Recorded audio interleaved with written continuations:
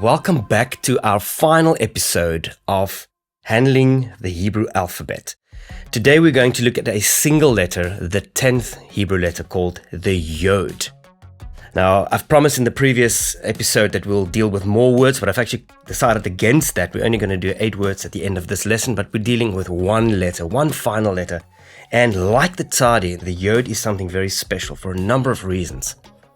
The yode is considered the smallest letter of the Hebrew alphabet, and you'll remember Yeshua making reference to this smallest letter, the tiniest pen stroke and the smallest letter yode, in his expose in Matthew 5, where he speaks about not a single tittle or yode will disappear from the Torah until everything is fulfilled. So this is a really special word. The letter yode literally is the word for a hand, but as you will remember when we dealt with the kaf and the chaf, that's also a letter for the hand. But the difference between the kaf and the yod is that the yod literally has to do with the aspect of servanthood. So the hand literally working or throwing or worshipping or serving, if you want to. And part of the 5 consonants that double up as vowels, the yod has a consonant function as in the letter yes. Then that y would be the y sound as a consonant. And as a vowel, you find it in a word like clean, for example, the English word. That E sound would be a typical way that the yod is used as a vowel. Okay, so you have a Y sound or a E sound when we look at that. And the meaning, work, throw, or serve. And when we deal with the prefixes and suffixes in the season to follow, you will find that the yod is a super important prefix, both to change the tense of a verb, and it's also a very important suffix to add a personal pronoun when you deal with Hebrew nouns. We write the yod as follows, as we said, the smallest little letter in the Hebrew alphabet. In a modern way, it's just a little hook right top. See, just a little round hook. And in the ancient, you can see this is an interesting letter where it has a small down, a straight, and something that looks like a hand.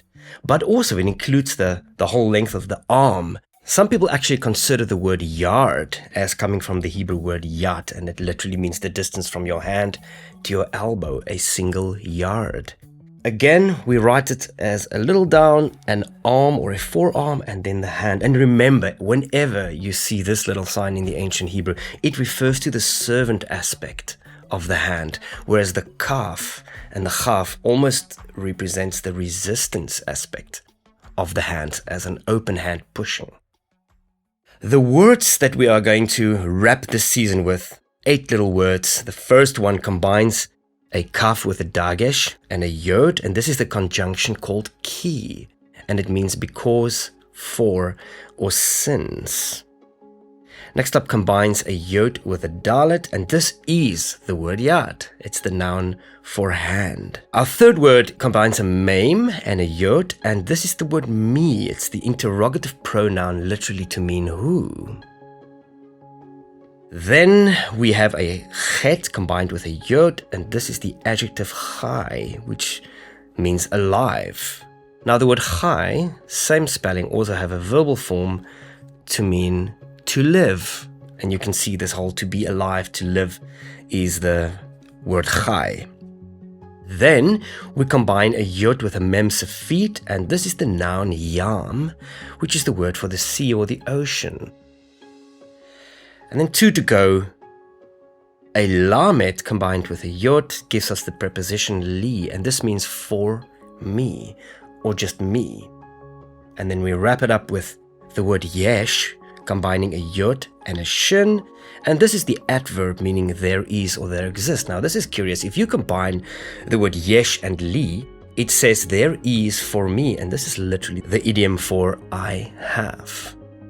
Guys, this wraps the first season.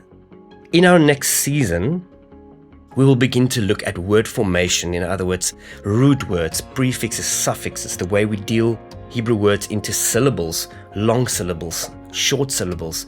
This will enable us to actually start reading even before we understand what we're reading. So I'm going to try to do a parallel from this point forward where we begin to study the syntax of the language and word formation. And from there, we will build on not only our 2-letter words, but we will start building 3-letter words. And in this next, shall we call it, series, we will look at how does Hebrew words actually operate, prefixes, suffixes, the division into syllables, long syllables, short syllables, where do you place the accent, etc. And this will enable us to start reading even before we have an understanding of what we are reading. And I think if we look at this sequentially, this is the correct order to do it, to have word formation, to be able to start reading, expressing words even before you understand that. Thank you very much again. Thank you to everyone that has made their spaces available today. I'm recording at Sababa Studios, close to Somerset West. I will have a link below. Contact them for video recordings. Brilliant little studio. And again, thank you to everyone that has made their places, their houses, their spaces available. Much appreciated. If you like this, please subscribe to receive notifications, and we will see you back in season 2. Thank you very much.